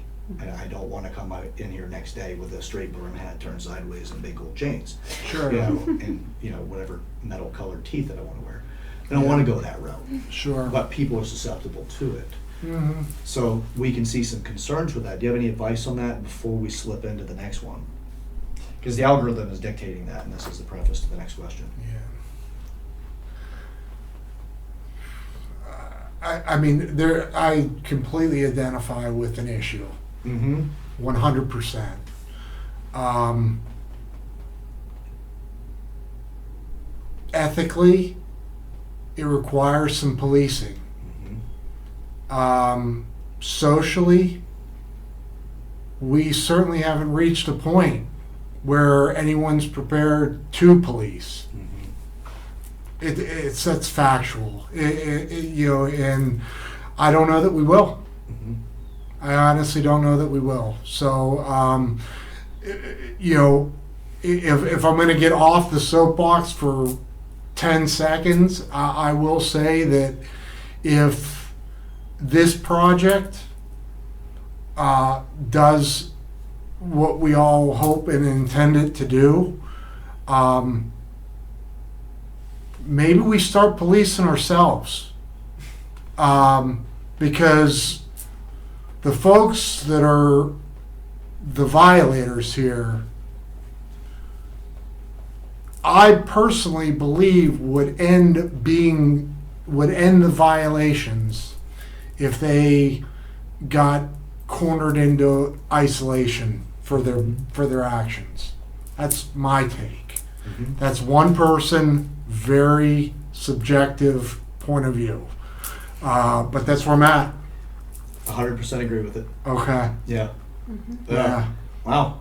Yeah. Anybody else have something else to contribute to that before we get to the next one? Because Justin, that was, to me, man, that's 2 home runs there, Babe Ruth. Yeah. Oh, thanks. No, I have nothing else to. That sums it up. Just keep it going. Right. Yeah. Alright. Yeah. All right. Now the 800-pound gorilla in the room. The dating world. Right. Because look, the dating world's already proven to us what this thing does, right? Like, because people have changed who they are. They've tried to manipulate the algorithm that, and the particular algorithm I'm talking about is just the human behavior algorithm, where you get more likes if you do X, right? So it's you're modifying your behavior to get the attention. So you're like, okay, well, hell, I'm 6'3" and I make 6 figures, and this car that I just rented, this is mine. You know, it's the Lamborghini I'm leaning against here. I own this, and you know the Thai, I forgot his last name. The guy he's an internet bullshitter, where he's like, I read 8 books a day.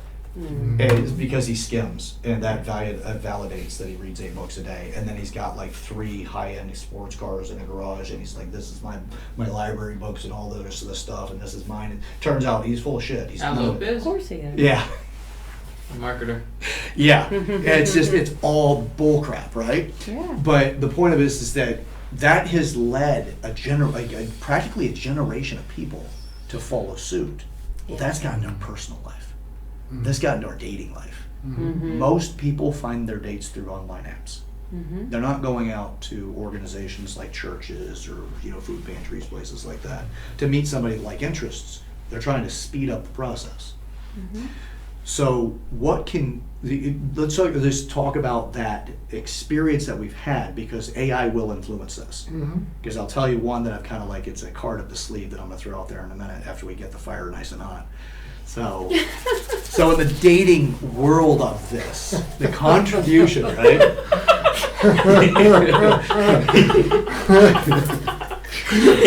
Got some smoke going over here. So Misty, being that you're in the world of experiencing the single life, right? You're open to dating. Have you identified anything that is a behavior manipulation that somebody's trying to get attention from other people that you would say is inauthentic? Absolutely. I mean, more often than not, as a matter of fact, and I find, my level of maturity now, I have more discernment, and I am more skeptical of things that I think may not be they may not be being forthright, because you can hide behind technology and or hide behind, or I don't know, just being fake. I don't know. It's such a complicated world. It's just so I feel like when I find genuine when I find some genuine authenticity in someone, that's nice. I don't find that a lot anymore. So I know I'm probably getting off track here. Ask me again, please. What is that question? Well, it's just how people will manipulate what other people perceive them to be. Right. I see that. Yeah, and I see that all the time. Yeah, I mean, especially I think, and I know that women do it. I know that men do it, and I see it on the apps. I see it on Facebook.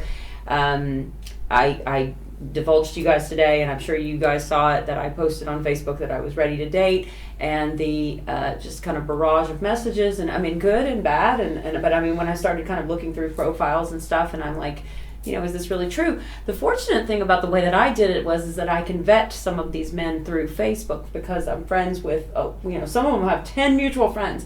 I can reach out to other people and I can say, hey, is this really who he says he is? And I've gotten some interesting information from people. So I think that was a little bit of a different take on it for me. But usually, like if I'm on an app or if I'm on, or a dating site, you can't do that. You just like have to take it for face value. So, and oftentimes when I've met them and learned who they really are, they're not who they're putting out there. Yeah. So, and I'd say that's the case for most. I've talked to a lot of people who are dating, and they feel the same way. Yeah. Well, we have I'm a certain height. I make a certain amount of money. I'm a certain weight. This is my athletic build. We have Photoshops. We have people editing and altering the photos and filters and all the rest of this stuff. And this is before AI got involved. Yeah. Right. So, Justin, your firebrand conversation. No, yes, I know. Ed's making room. Yeah. So, go on, super over here. Misty, I'll be honest with you. I thought you summed it up very, very well. Thank you. You're welcome. So there's plenty of blame to send all the way around both sides of the fence. I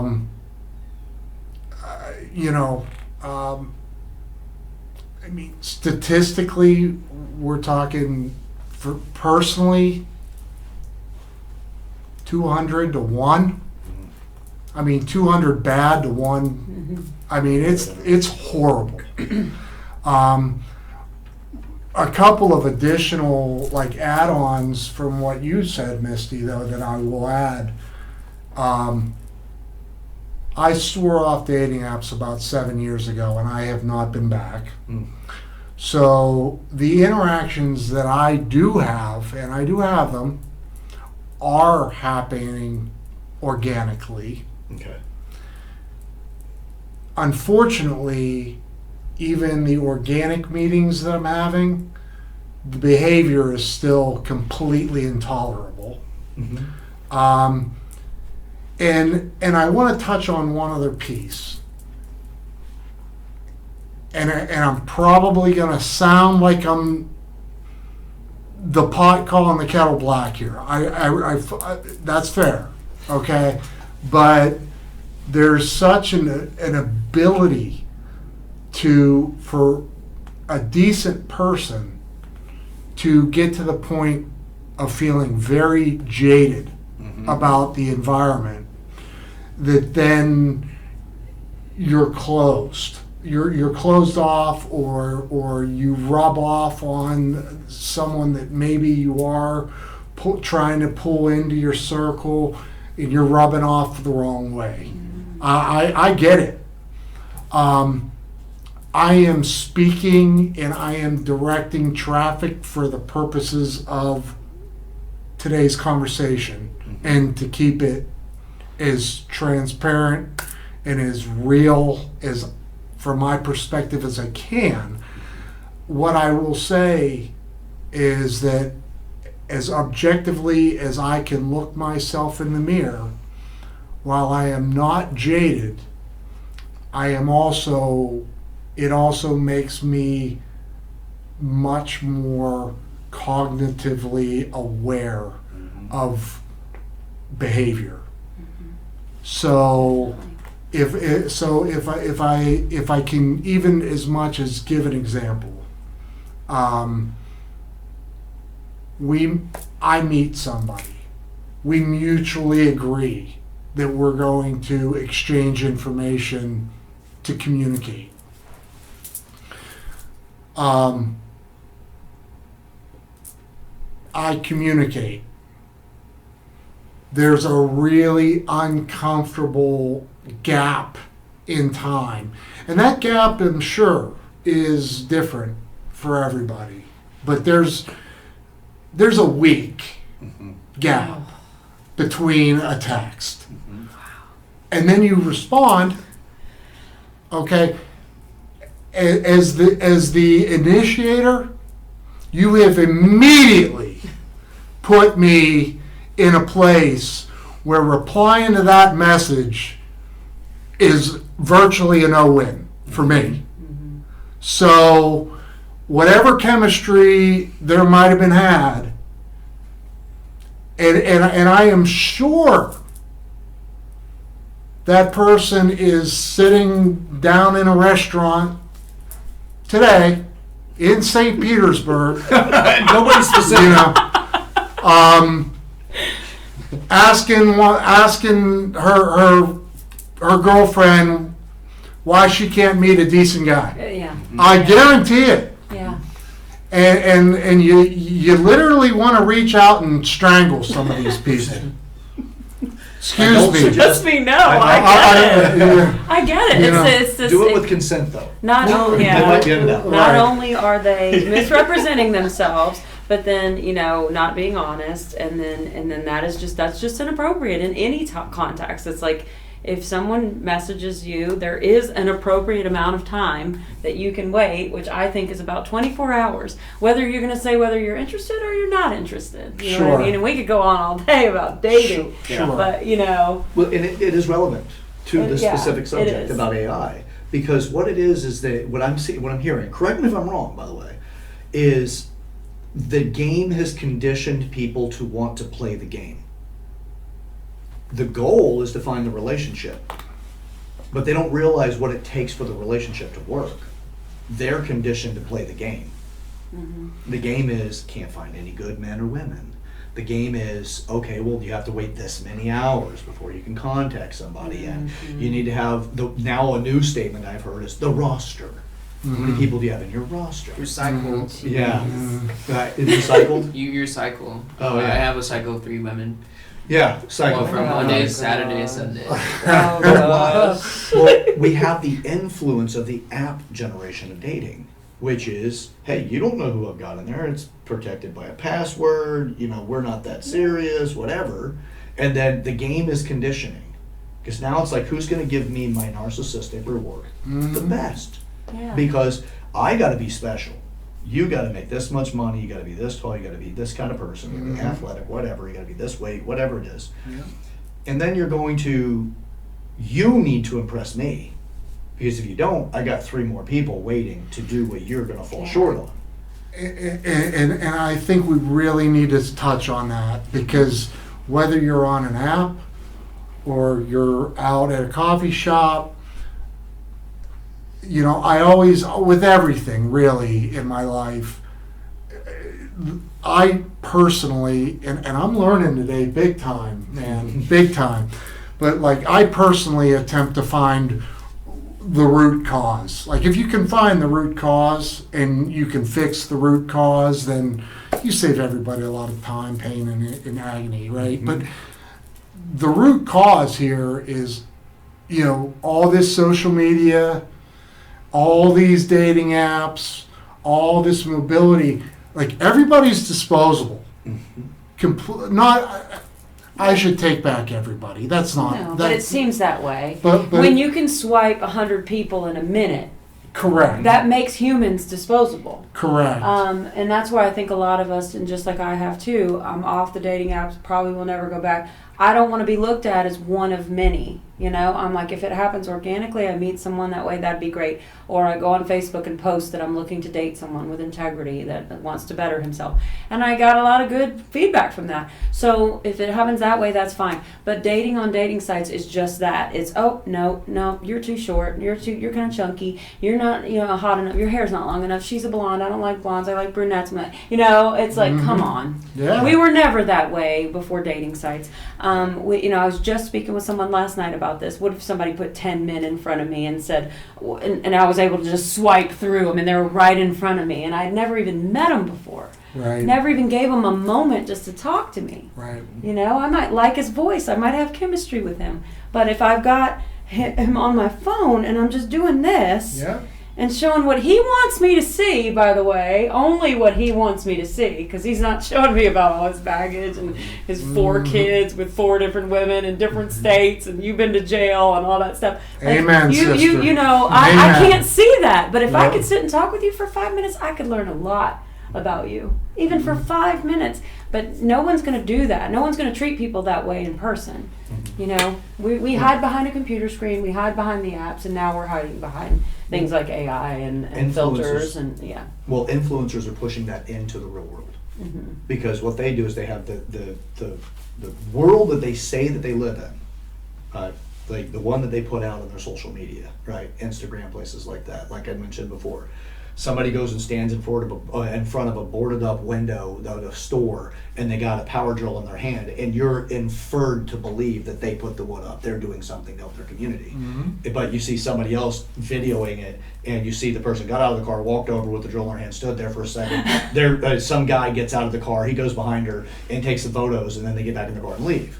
Right? Yeah. So we have that, but we also, so we're conditioning ourselves. People will go on dates, and they are purposely going on dates to get content. And people are witnessing it, forgetting why the F is the camera there in the first place. Yeah. Right? You're witnessing this dinner. Why is there a camera on these people in the restaurant? Yeah. Well, it seems incredibly sincere and That's not authentic, natural. but yet it could be two people acting. Yeah. Or it could be the got yous. You Yeah. didn't know that person's just filming it because they're making you an opportunity for business. Not to mention all of the workers, the people that are trying to get money off of they're actually using dating as a way to make money. Like I've talked to men that have told me, how many women on dating sites are sex workers or OnlyFans pages? I had no idea. I thought I was looking at my side of dating. But like so many guys tell me, oh, she sent me her OnlyFans. She just wanted me for content. She wanted me to do. And I'm like, this is crazy. Like they're capitalizing off of us now. And they'll go and meet with the guy and they'll make him content. Like not just the video of the date, but they'll actually ask him to go back for porn. Wow. Like, look, I'm an OnlyFans model, whatever. Like these things are happening now. Wow. Because business maturity is collapsing into community, into emotion and sex. So those four areas are intermingling, but there's no spirituality associated with it. There's not a purpose beyond making money. So they're not doing it, not, by the way, what they also are omitting in this entire process, what they're losing in the process, is the connection and the future. Because it's like a porn star. Do they have successful marriages? It's going to be very hard for them to have a successful marriage because of the way that they've experienced a business involvement with sex. Right. So they've You lost. could probably only have a successful marriage with another porn star. Right, and even then, I would love to see statistics on it. I would love to as well. So has it been studied? Yeah. But that's the thing I was getting to is that, so we have OnlyFans that is now starting to crop up, right? And has been cropping up in the dating scene. Now, what most people don't know is that there are AI generated OnlyFans accounts.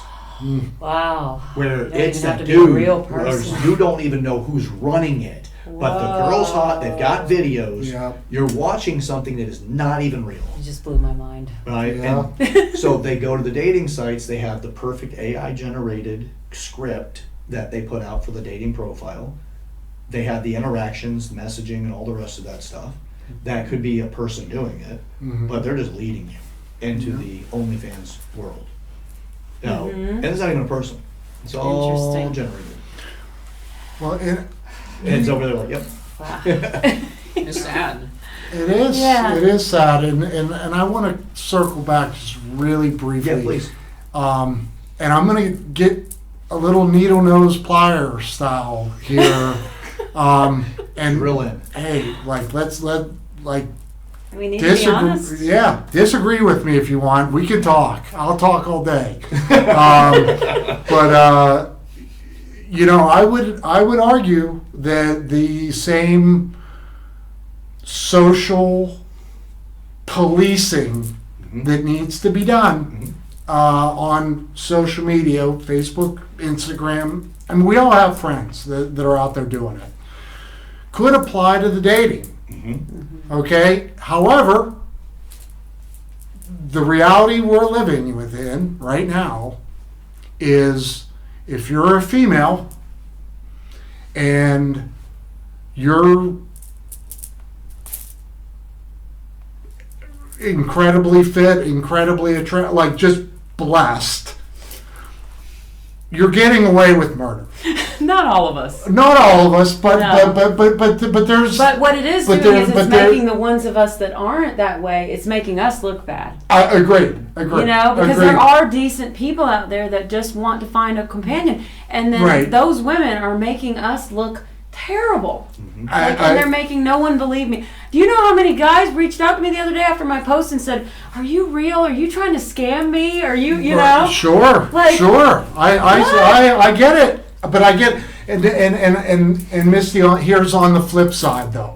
On the flip side, if you're male and you've got like an almost endless pocketbook, you then get away with bloody murder because, well, he'll take me to Italy. Mm-hmm. Or, we'll eat at freaking, I don't know, pick one. We'll eat at Burns every Friday night. Mm-hmm. I mean, it's not necessarily an endless leash, Right. but you're getting away with bloody murder for, I'm going to be honest, I got dear close friends that fall males that fall right into that category. Yeah. They're assholes, Yeah.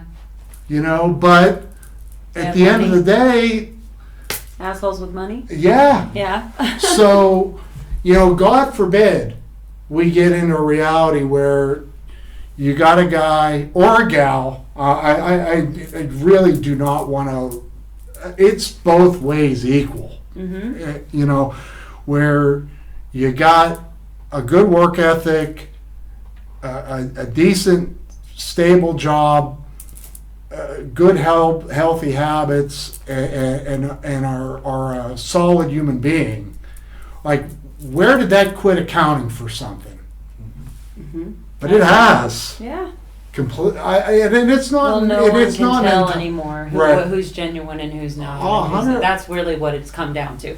And I think with AI, it's going to be even worse. Like 100%. no one, we're already in this world of, is this real? Is this fake? Are they really being genuine? Are they? And now you've got, someone could just create a robot to talk to someone and make them think they're dating someone. I mean, you've seen the TV show Catfish.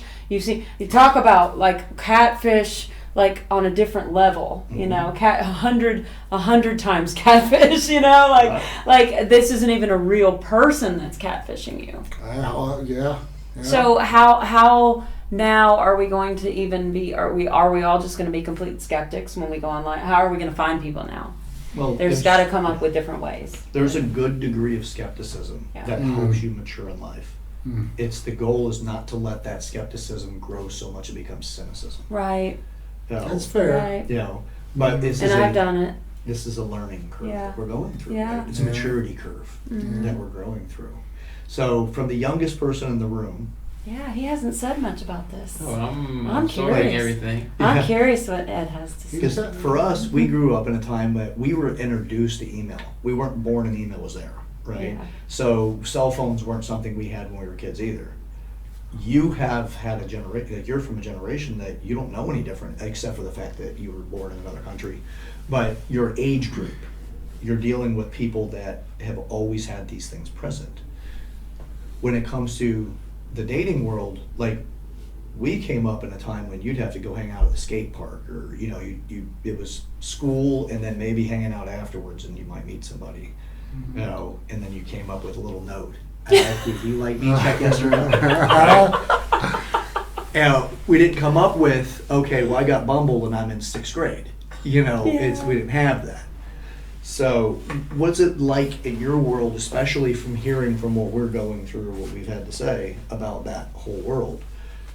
So for me, I'm against dating apps. Like when I got into dating, I tried dating apps, and it's set against it's an unfair advantage for women. Like, let's put it that way, because in reality, men don't get the same amount of attention as women. Be it they are like super beautiful model like, or they're just a regular person, like average. Most people are average.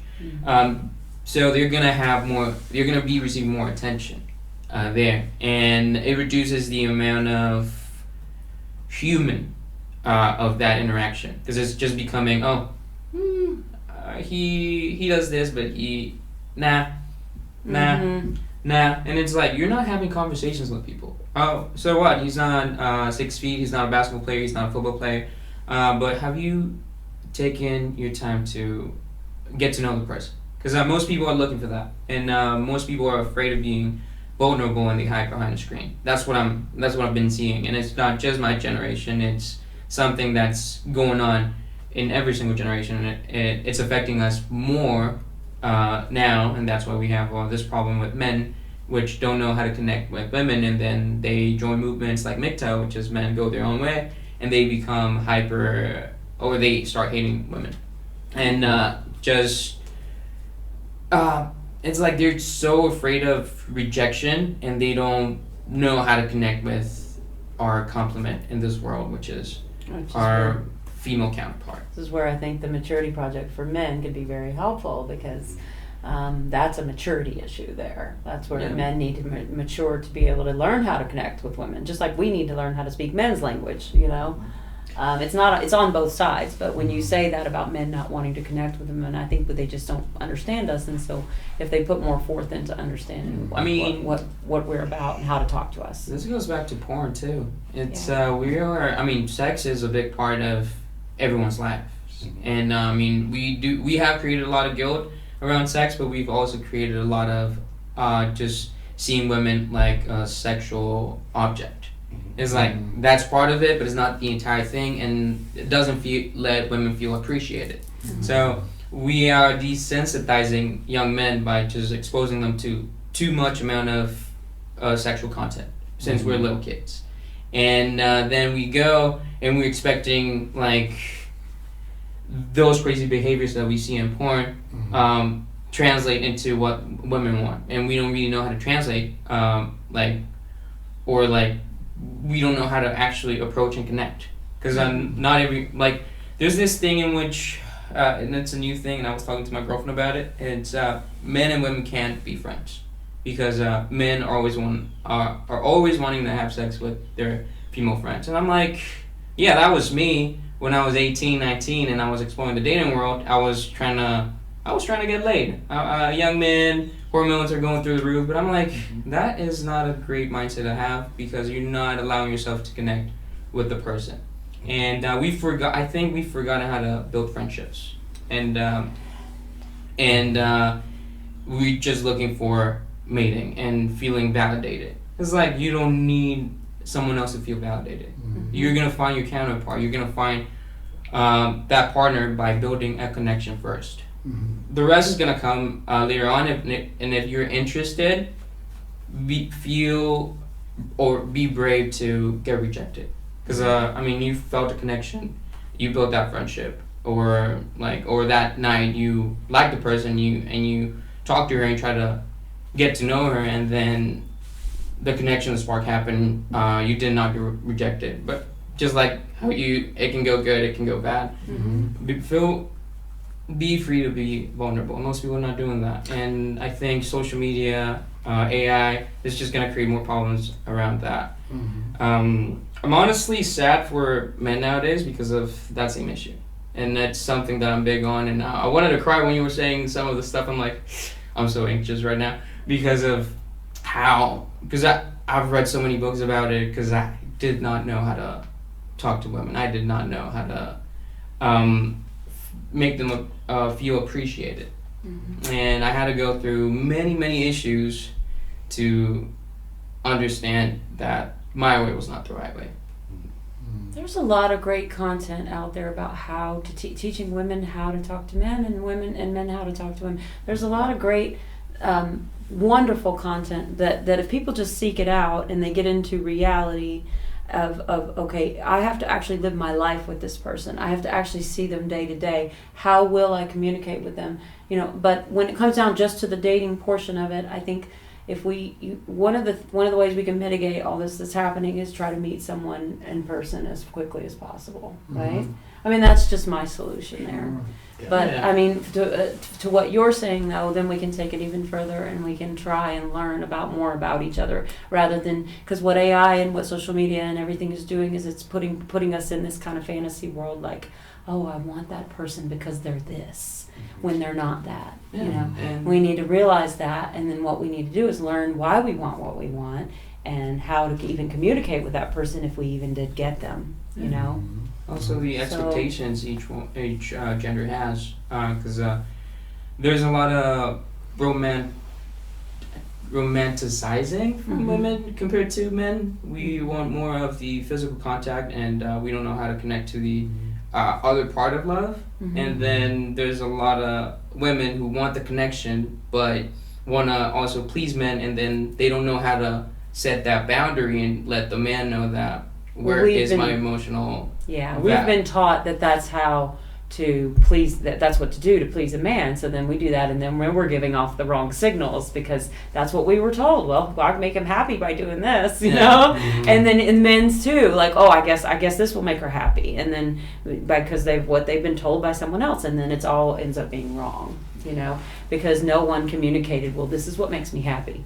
It's not necessarily this and this and this. It's not necessarily sex. It's sex and this and something else. It's not, you know what I mean? Yeah. It's so it's the communications are because of preconceived notions that we have of what we've been told in our culture or our upbringing by our parents, our mom, or the way we saw our parents being raised or whatever, or anyone around us. We have preconceived notions of what dating and relationships should be that a lot of us need to just throw out the door.